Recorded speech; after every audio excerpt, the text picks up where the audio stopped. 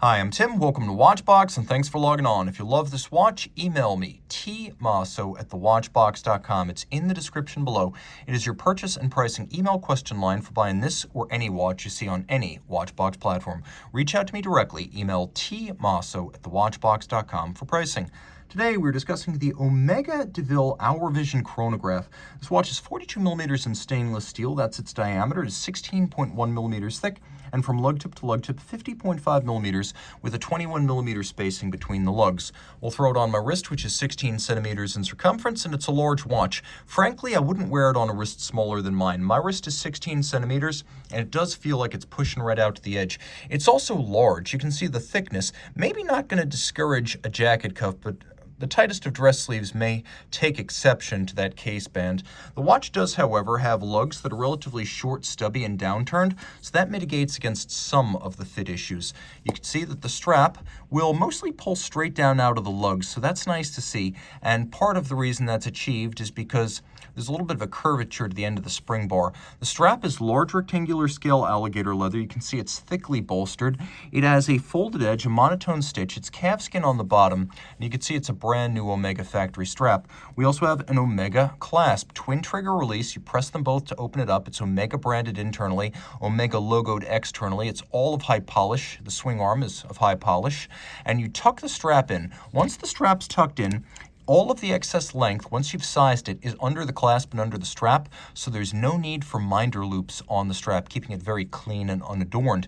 Although this is from the Hour Vision collection, it's a later evolution of the Hour Vision that uses satin-finished lug profiles and case bands in place of the previous generation's sapphire display ports in the flanks of the case. We have vintage-inspired round pump style pushers, and then we have an Omega logo on a knurled crown that's fairly narrow in profile. You can see that the flanks of the case and the lugs are actually vertically satinated, and while the lugs could have been integrated into the case band, they're not. They do actually step out a little bit. The bezel itself is polished, the lug hoods are polished, and you can see that the lugs interlock with the bezel, allowing them to be longer of profile than they would be if they had to end at the edge of the bezel, which would have left them cropped off and stubby. This gives them a nice sculptural arc. The dial is best described as black and dual finished. We have a satin finish on the center of the dial, and then we have a more conventional matte black underneath the hour track. All of the numerals are applique, polished and faceted, and they include a watchmaker's 4 down at 4 o'clock. All of the printing is white on black. Legibility is good. The sub-registers are dished. Take a quick look. This is actually a twin register design, but a triple register chrono. So we only have 2 sub-registers, but we have these superimposed coaxial hands for chronograph minutes, that's the long one, and hours, that's the short one.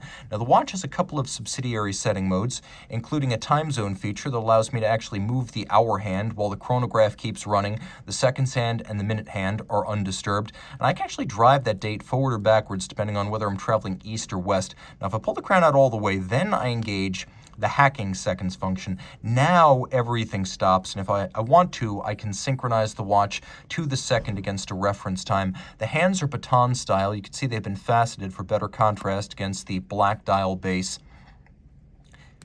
And we have a chronograph with a column wheel. You can actually see it through a skeletonization in the bridge above.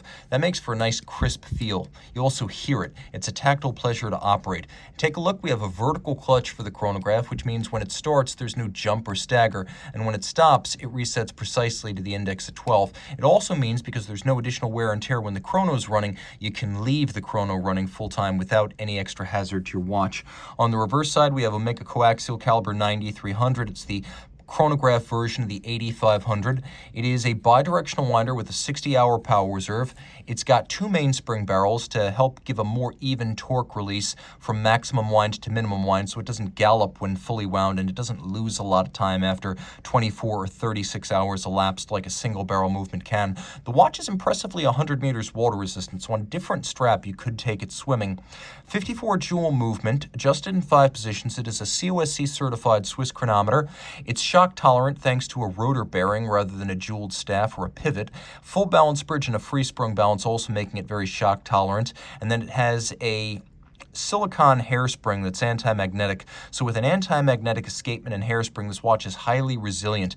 If you look carefully, you can see that there's another bridge underneath the balance that contains the tri-level coaxial escapement as designed by British watchmaker George Daniels and finally implemented after years of his lobbying by Omega in 1999. Today, it meets all of his original projections, including increased power reserve, chronometric performance, and reduced maintenance requirements.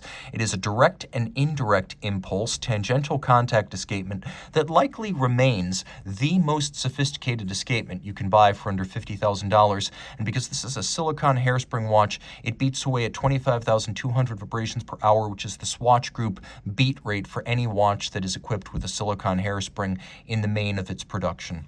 Reach out to Team Mosso at thewatchbox.com for purchase and pricing details.